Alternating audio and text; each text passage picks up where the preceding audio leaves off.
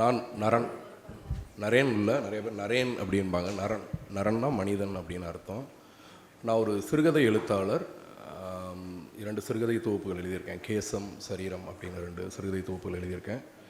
அப்புறம் 2 நாவல்கள், அது ஒரு தொடர்கதைகளாக ஆனந்த விகடன், ஜூனியர் விகடனில் வந்து அப்புறம் நாவல்களாக எழுதப்பட்டன. ஒரு ரிலீஸ் பண்ணாத ஒரு 2 நாவல்கள் இருக்கேன். குமாரத்தின் ஒரு நாவல் ஒன்று.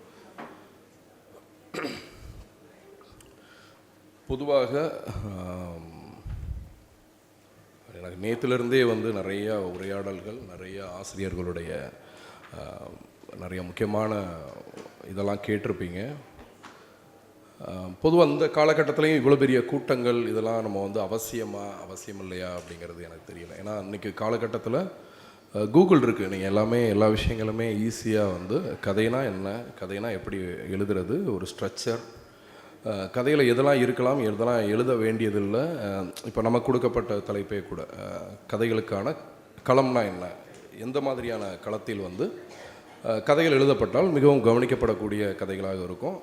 அப்படி இல்லை வந்து எந்த களத்தில் வந்து எழுதலாம், அது வந்து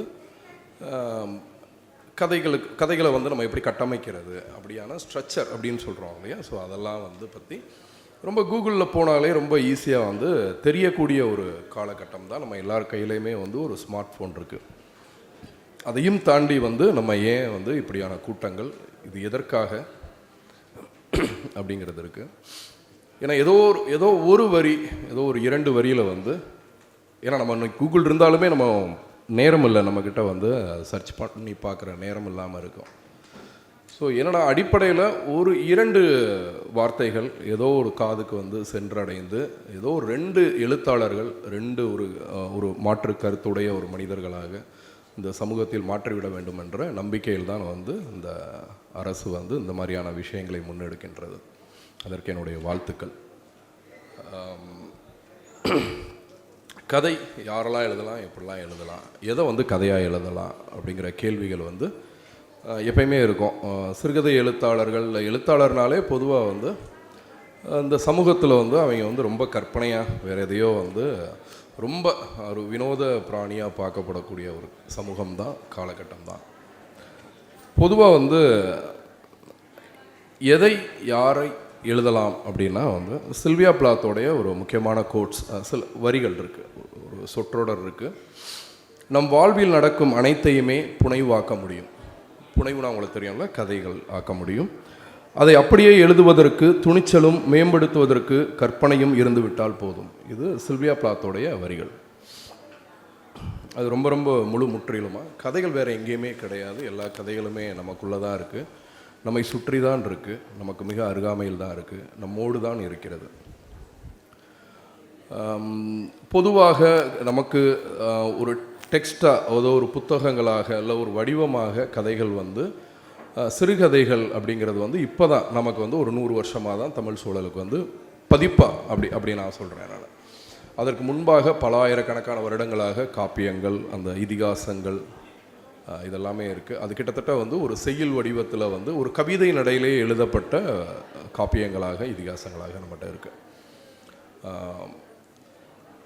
ஏன் வந்து அப்படியெல்லாம் வந்து காப்பியங்களாக, நீங்கள் வந்து ஒரு பாடல் வடிவங்களாக, செய்யுள் வடிவங்களாக இருக்குது அப்படின்னா, இந்த உலகத்திலே தமிழ்மொழி மட்டும்தான் வந்து இவ்வளவு செழுமையான, முழுக்க கவிதை அப்படிங்கிறது வந்து ஒரு மொழியினுடைய மேம்படுத்தப்பட்ட ரொம்ப ஒரு அழகியலான ஒரு வடிவமாக இருக்கும். ஸோ இந்த உலகத்திலே வந்து முழுக்க தன்னுடைய வாழ்வியலை, தன்னுடைய சமூகத்தை, பண்பாட்டை, சமூக நிகழ்வுகளை, தன்னுடைய கதையை எல்லாத்தையுமே வந்து நீங்கள் வந்து கவிதைகளாகவே எழுதப்பட்ட மொழி வந்து தமிழ் தான். அவ்வளவு செறிவான, அவ்வளவு இலக்கியங்கள், இலக்கிய படைப்புகள் இருக்குது. கிட்டத்தட்ட வந்து தமிழில் மட்டும்தான் அதிகமான கவிஞர்கள், பெண் கவிஞர்கள் வந்து இருந்திருக்கிறாங்க. கிட்டத்தட்ட நமக்கு தெரிந்தே ஒரு 17-18 கவிஞர்கள், பெண் சங்க கவிஞர்கள் இருக்காங்க, நமக்கு பெயர்களாக தெரிந்தவர்களே. எதை வந்து கதைகளாக எழுதலாம் அப்படிங்கிறது இருக்குது.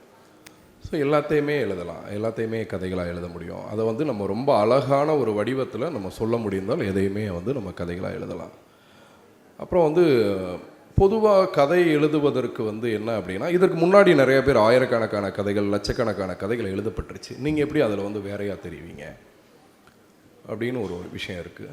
மீறல் அப்படின்னு ஒரு வார்த்தை இருக்குது தமிழில். மீறல் அப்படின்னா தாண்டுதல், அதை வந்து கடந்து போகிறது அப்படிங்கிற ஒன்று இருக்குது. இப்போது நீங்கள் இயல்பாக வந்து நம்ம என்ன சொல்லுவோன்னா, நீங்கள் வந்து ஒரு பெற்றோருடைய சொல்லை வந்து மீறி போகிறான் அப்படிங்கிற அப்படி ஒரு இது இருக்குல்ல, நமக்கு அறிமுகமாக அப்படி ஒன்று இருக்கும். இல்லை ஆசிரியர்களுடைய சொற்களை வந்து மீறி நடக்கிறான், நண்பனுடைய என் சொல்ல மீறி நடந்தான் அப்படிங்கிற ஒன்று இருக்கும். கலை வந்து எப்பயுமே வந்து மீறலை வந்து ரொம்ப அதை ஆமோதிக்குது. ஏன்னா வந்து ஒரு கலை வடிவம் மீறல் இருந்தால் மட்டும்தான் அடுத்த கட்டத்தை நோக்கி வந்து நகர்த்த முடியும். என்னுடைய நண்பர் ஓவியர் மணிவண்ணன் ஒரு ஓவியர் இருக்கார். அந்த ஓவியர் வந்து ஒரு பாறை ஓவியங்களை பற்றி எப்பயுமே எக்ஸ்பிளைன் பண்ணுவார். அவர் ஓவியக் கல்லூரியினுடைய பேராசிரியராக இருக்கார் அவர். அதில் வந்து என்ன அப்படின்னா, ஒரே ஒரு பாறை ஓவியம் கிட்டத்தட்ட ஒரு 100 எருதுகள் வந்து அப்படியே முன்னோக்கி வந்து ஒரு ஏதோ ஒரு கலைஞன் வந்து, ஒரு பழங்குடி கலைஞன் 100 மாடுகளை வந்து வரைகிறான். அதில் ஒரு மாடை மட்டும் அப்படியே ரிவர்ஸில் வந்து வரைஞ்சிருப்பான். அது வந்து என்னென்னா ஒரு கவனப்படுத்துதல். ஏன்னா இதுக்கு முன்னாடி அதே போல் பாறை ஓவியங்கள் உலகம் முழுக்க வந்து வரையப்பட்டிருக்கும். ஏன் அந்த ஓவியம் வந்து மற்ற இடத்துல இருந்து வித்தியாசப்படுது அப்படின்னா, மற்ற 99 மாடுகளும் நேர் நோக்கி நடந்து போய்கிட்டு இருக்கும்போது அதில் ஒரு விஷயம் கம்யூனிகேட் ஆகுது. நீங்கள் வந்து என்னென்னா, ஒரு மாடு மட்டும் பின்னாடி திரும்பி பார்க்குது அப்படிங்கிறது மாதிரி வந்து அவனுக்கு வந்து ஒரு பதிவு. ஸோ அவன் வந்து என்னென்னா வழக்கமான ஒரு பதிவு ப்ளஸ் வந்து அதில் வந்து ஒரு சின்ன ஒரு மீறல், வழக்கத்தை மீறி வேறு ஒன்று வந்து பண்ணுறான். அதில் வேறு ஒரு விஷயத்தை வந்து கன்வே பண்ணுறான். அதனால வந்து அது ரொம்ப முக்கியத்துவம் வாய்ந்த ஒன்றா வந்து மாறுது அது. ஸோ அப்போ அந்த மீறல்கள் மட்டுமே கதையாக ஆகுமா? நீங்கள் வந்து எல்லா விஷயத்தையும் வந்து மீறி மீறி மீறி மீறி கதைகளை ஆக்க முடியுமா அப்படின்னா, நீங்கள் வந்து வடிவங்களாக மற்ற விஷயங்களாக வந்து நீங்கள் வந்து அடுத்த கட்டத்திற்கு நம்மளுடைய எழுத்துக்களை, நம்மளுடைய தாட்ஸ் அப்படின்னு சொல்லக்கூடிய விஷயங்கள் இருக்குல்ல, அதை வந்து நம்ம முன்னோக்கி எடுத்து சொல்லும் பொழுது வந்து நீங்கள் வந்து அதை நிச்சயமாக ஒரு அழகான ஒரு நவீன படைப்புகளாக அதை வந்து உருவாக்கிட முடியும் அப்படின்னு நம்புகிறோம். பொதுவாக இங்கே ஒரு பொது புத்தி மனநிலை ஒன்று இருக்கும். ரொம்ப மாடர்னாக ட்ரெஸ் போட்டால் மாடர்ன் தாட்ஸோடு இருக்காங்க அப்படின்னு. அது கிடையாது. நீங்கள் வந்து சாரீ கட்டினவங்க இல்லாட்டி வந்து ரொம்ப வேஷ்டியெல்லாம் கட்டினவங்க வந்து பழைய தாட்ஸோடு இருக்கக்கூடிய மனிதர்கள் அப்படின்னு நினைப்பாங்க. அப்புறம் ரொம்ப மாடர்னாக இன்றைக்கி இப்போ ட்ரெண்டாக இருக்கக்கூடிய ட்ரெஸ் போட்டவங்க ரொம்ப மாடர்ன் தாட்ஸோடு இருப்பாங்க, மாடர்ன் ஐடியாலஜியோடு இருப்பாங்க, மாடர்ன் எண்ணங்களோட, நவீன எண்ணங்களோட, நவீன கருத்துகளோடு இருப்பாங்க அப்படின்னு ஒரு பொது புத்தி இருக்கும். நம்ம அப்படி கிடையாது, அதுவும் உண்மை கிடையாது. அப்போ நீங்கள் வந்து என்னென்னா, நீங்கள் வந்து ஒரு பழைய கதை, இப்போது கதைகளை வந்து எந்த இதில் சொல்கிறோம் அப்படிங்கிற முக்கியம். இப்போ உதாரணத்துக்கு வந்து ஒரு பீரியடு கதை சொல்கிறோம். அப்போ அது வந்து அந்த பழமை வாய்ந்த ஒரு ஒரு ஒரு ஒரு 19ஆம் நூற்றாண்டு கதையை பற்றி சொல்ல போகிறோன்னா, அந்த 19ஆம் நூற்றாண்டு கதை வந்து பழைய ஐடியாலஜியோட, அந்த காலத்துடைய மக்களுடைய மனநிலையோட ஐடியாலஜியோட தான் இருக்கணுமா அப்படின்னா அது கிடையாது. நீங்கள் வந்து உங்களுடைய காலம், நீங்கள் வந்து ஒரு கதையை வந்து நீங்கள் உலகம் தோன்றுவதற்கு முன்னாடி அப்படின்னு கூட சொல்ல ஆரம்பிக்கலாம் ஒரு கதையை வந்து.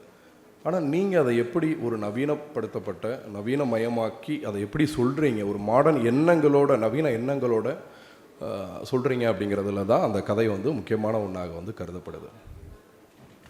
தமிழில் அப்படி இப்போ நிறைய கதைகள் வந்து எழுதப்பட்டிருக்கு. பொதுவாக எல்லா கதைகளும் ஒரு அற உணர்வை போதிக்கக்கூடிய ஒன்றா தான் இருக்கும். அதுதான், அந்த மாதிரியான கதைகள் தான் ரொம்ப வந்து அடிப்படையாக ஒரு எழுத்தாளன் அப்படிங்கிறது வந்து ஒரு குறைந்தபட்ச ஒரு அற உணர்வோட, ஒரு நேர்மை உணர்வோடு இருக்கணும். அது அந்த கருத்துக்கள், அவனுடைய கருத்துக்கள் வந்து சமூகத்தை மேம்படுத்துவதற்கு அடுத்த கட்டத்துக்கு ஏற்கனவே இருக்கக்கூடிய அந்த பழமைவாதத்திலேருந்து மீட்டெடுக்கக்கூடிய கருத்துக்களை அவனுடைய எழுத்தில் வச்சுருக்கணும், அந்த கதையில் வந்து வச்சுருக்கணும் அப்படிங்கிறது ரொம்ப முக்கியமாக இருக்குது. ஒரே ஒரு சிறுகதை மட்டும் நான் சொல்லலாம் அப்படின்னு நினைக்கிறேன். அந்த கதை எழுதப்பட்டது வந்து ரொம்ப கிட்டத்தட்ட ஒரு 70-80 வருஷம், 60 வருஷம் இருக்கும்னு வச்சுக்கோங்களேன். உங்கள் எல்லாருக்குமே தெரிஞ்சிருக்கோம், குல்சார் அப்படின்னு சொல்லிட்டு ஒரு பாடலாசிரியர். உங்களுக்கு ஒரு வட இந்திய பாடலாசிரியர்னு வச்சுக்கோங்களேன், ஹிந்தியில் எழுதக்கூடிய ஒருத்தர். அவரை உங்களுக்கு எப்படி சொன்னால் தெரியும்னா, தில்சேன்னு ஒரு படம் வந்ததில், உயிரே வந்தது இல்லையா, ஸோ அதனுடைய பாடல்கள் எல்லாமே அவர் தான் எழுதினார். அவர் ஒரு மிகச்சிறந்த ஒரு சிறுகதை எழுதியிருக்காரு. அந்த சிறுகதை வந்து ராவி நதியை கடந்து அப்படின்னு ஒரு சிறுகதை. நீங்கள் வந்து என்னென்னா, பார்ட்டிஷன், இந்தியா பாகிஸ்தானுடைய பார்ட்டிஷன் பற்றி பலாயிரம் கதைகள் வந்து எழுதப்பட்டிருக்கு. ஏன்னா லட்சம் உயிர்களுக்கு மேலே பழி வாங்கின ஒரு சம்பவம் இல்லையா? ஸோ அதனால் வந்து பலாயிரம் கதைகள் வந்து எழுதப்பட்டிருக்கு. அந்த கதையில் வந்து இது ஒரு தனித்துவம் வாய்ந்த ரொம்ப ரொம்ப முக்கியமான ஒரு கதையாக வந்து நான் எப்போயுமே பார்க்குறேன் அந்த கதையை. ராவி நதியில் வந்து என்ன அப்படின்னா ஒரு ரொம்ப எளிமையாக சொல்லி முடிச்சிடுறேன். நீங்கள் வந்து நரேட்டிவாக இல்லாமல் சம்பவமாக சொல்லிடுறேன். அந்த கதையில் வந்து எப்படி இருக்கும்னா, ஒரு பெண் அப்போ தான் பிரசவமாயிருப்பா. இந்தியா பாகிஸ்தானுடைய பிரிவினை நீங்கள் வந்து எல்லா மக்களுமே வந்து எல்லா முஸ்லீம் மக்களுமே பாகிஸ்தான் நோக்கி வந்து கிளம்பி போய்கிட்டு இருப்பாங்க. ஒரு பெண் வந்து 2 நாட்களாக மயக்கமான ஒரு நிலையில் அப்போ தான் பிரசவம் முடிஞ்சிருக்கும். அதனுடைய ஒரு இதில் வந்து ஒரு மருத்துவமனையில் இருப்பா. எல்லாருமே மருத்துவமனையில் இருக்க எல்லாருமே கைவிட்டு போயிருப்பாங்க. ஒரே ஒரு அந்த 2 குழந்தை பிறந்திருக்கும் அவளுக்கு. 2மே ட்வின்ஸ், நம்ம இரட்டை குழந்தைகள். 2 ஆண் குழந்தைகளோடு வந்து அந்த பெண் 2 ஆண் குழந்தைகளையும் தூக்கிட்டு நகரம் முழுக்க வந்து எரிந்து கொண்டு இருக்கக்கூடிய ஒரு சூழலில் குழந்தைகளோட வந்து ஆஸ்பத்திரியிலேருந்து ஒரு மயக்க நிலையில் அப்படியே வெளியே வருவா தள்ளாடி தள்ளாடி. ஸோ அப்படி போய்கிட்டு இருக்கும் பொழுது வெளியே ஒரே ஒரு பெரியவர் சொல்லுவார், தயவு செஞ்சு வந்து நீ ஒரு முஸ்லீம் பெண்ணாக இருக்கிறதுனால சொல்கிறேன், இங்கேருந்து கிளம்பி போயிடு. உலகம் இது எல்லாரையும் தேடி பிடிச்சி வந்து வெட்டி கொள்கிறாங்க, இங்கே கலவரம் 3 இருக்குது அப்படின்ன உடனே 2 மதங்களுக்கான ஒரு யுத்தத்தில் எல்லா பக்கமும் 2 பக்கமும் வந்து மாற்றி மாற்றி வெட்டிக்கிறாங்க. அப்புறம் உடனே உன்னுடைய குடும்பம் அப்படின்னா உன்னுடைய குடும்பத்துலாம் வருவாங்க, நீ எல்லாம் கிளம்பி வந்து நீ வந்து அந்த ட்ரெயின் போது கடைசி ட்ரெயினை நீ கிளம்பிடு அப்படின்னா. அந்த ட்ரெயின் போகணும்னா ரயில்வே ஸ்டேஷன் போனால் ஃபுல்லாக அடைச்சி அந்த ட்ரெயின் ஏற்கனவே நிரம்பி வலிஞ்சு அப்படி போய்கிட்டு இருக்கோம் அது. ஸோ அந்த பெண்ணை வந்து எப்படியாவது அடித்து பிடிச்சி உள்ளே ஏறிடுவாங்க. நீங்கள் வந்து 2 குழந்தைகளை 2 கையில் வந்து ஏந்தியிருப்பாங்க. மூச்சு விட கூட வந்து இடம் இருக்காது, அந்த ஸ்பேஸ் இருக்காது. ஸோ இப்போ கிளம்பி வந்து போய்கிட்டு இருக்கோம். ஒரு 3 நாள் கடந்து தான் அந்த எல்லைக்குள்ளே உள்ளே போகிற மாதிரியான சூழல் இருக்கும். போய்கிட்டே இருக்கும்போது வந்து முதல் நாள் இரவு தூங்கி எந்திரிக்கும் போது ஒரு குழந்தை வந்து இறந்து போயிடும். ஸோ அந்த பெண் வந்து அழுவா. அங்கே இருக்கக்கூடிய அந்த பெட்டியில் இருக்கக்கூடிய எல்லாருமே வந்து அந்த பெண்ணை வந்து ரொம்ப தேற்றுவாங்க. சரிம்மா, ஒரு பொண்ணாவது ஒரு குழந்தையாவது உயிர் பிழைச்சதே, நீ வந்து அதை வச்சு எப்படியாவது ஆறுதல் அடைஞ்சிக்கோ அப்படிங்கிற மாதிரியா. ஸோ அந்த பெண் ஒரு இறந்த குழந்தையை கீழே வைக்காமல் அப்படி கையில் வச்சுக்கிட்டே இருப்பான். இந்த குழந்தையும் கையில் வச்சுக்கிட்டே இருப்பாங்க. இப்போ என்னென்னா அந்த ட்ரெயின் அடுத்த நாள் போய்கிட்டே இருக்கும். அந்த மாலை வந்து முத ஒருத்தர் சொல்லுவார், ஏதோ ஒரு நாறுதில்லை அப்படின்னு சொல்லுவாங்க. அந்த குழந்தை இறந்த குழந்தை வந்து நாற்றம் எடுக்க ஆரம்பிச்சிருக்கோம். ஆமாம் அப்படின்னு ஒரு 2 பேர் வந்து சத்தம் கொடுப்பாங்க. அப்புறம் வந்து இரவு எல்லாருமே உணவு சாப்பிட்டுட்டு இருப்பாங்க. ரொம்ப நாறுதுமா அப்படின்னு சொல்லுவாங்க. இப்போ அடுத்த நாள் காலையில் ஆரம்பிக்கும். அடுத்த நாள் வந்து காலையில் முத ரொம்ப கோபமாக ஒருத்தர் சொல்ல ஆரம்பிப்பார், நாறுது அறிவே இல்லை, நீ வந்து இறங்குறியா இல்லாட்டி வந்து நாங்களே தள்ளி விடவா அப்படின்ட்டு. அந்த ஒருத்தர் ஆரம்பித்த குரல் வந்து அந்த ட்ரெயின் முழுக்க வந்து கேட்க ஆரம்பிக்கும், நாறுது, நீ போறியா இல்லை உன்னையை பிடிச்சி தள்ளி விடவா அப்படின்னு. அந்த பெண் ஒரு கட்டத்தில் வந்து, ஏன்னா மனித மனம் இருக்குல்ல, அது எப்படி மாறி வருது. அந்த பெண் கடைசியாக அந்த ட்ரெயின் வந்து ஜீலம் நதியை வந்து கடந்து அப்படி போய்கிட்டு இருக்கும்பொழுது ஒரு கட்டத்தில் வந்து ட்ரெயின் முழுக்க அந்த குரல், போறியா தள்ளி விடவா அப்படி. அப்போ அந்த கடைசியாக அவள் என்ன பண்ணுவா அப்படின்னா, எல்லாருடைய இதுவும் கேட்க முடியாமல் இறந்த குழந்தைய தூக்கி ஆற்றில் தூக்கி போட்டுடலாம் அப்படின்னு முடிவெடுப்பாள். அப்போது அந்த இறந்த குழந்தைய ஆற்றுல தூக்கி போடுவாள். தூக்கி போடும்போது வந்து அந்த குழந்தை வீல்னு சவுண்டு கொடுத்துச்சு அப்படிங்கிறதோட, அந்த வீல்னு சத்தம் கொடுத்துச்சுங்கிறதோட அந்த கதை முடியும். அவள் அந்த பதட்டத்தில் உயிரோடு இருக்கக்கூடிய குழந்தைய அந்த ஜீலம் ஆற்றில் வந்து தூக்கி எறிஞ்சிருப்பாள். ஜீலமில் ராவி நதி, அதில் வந்து தூக்கி எறிஞ்சிருப்பாங்க. ஸோ நீங்கள் வந்து பார்ட்டிஷன் பற்றி பலாயிரம் கதைகள் வந்து இருக்குது. இந்த கதை ரொம்ப முக்கியமான ஒரு கதையாக வந்து இருக்கும்.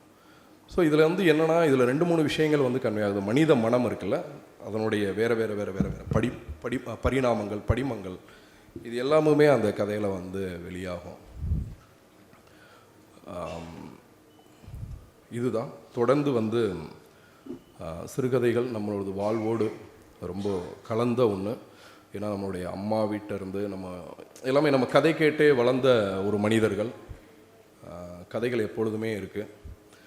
இப்போ எழுதிக்கிட்டு இருக்கக்கூடிய கதைகள் மட்டும்தான் வந்து நீங்கள் வந்து நம்ம இந்த ஃபார்ம் சொல்லக்கூடியது வந்து இப்போ ஒரு 100 வருடங்களுக்குள்ளாக வந்த ஒன்று தான் அது.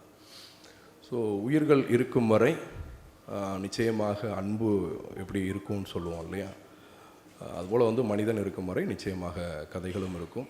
தொடர்ந்து கதைகள் வாசியுங்க, எழுதுங்க, கதைகளை பரிமாறுங்கள். நன்றி.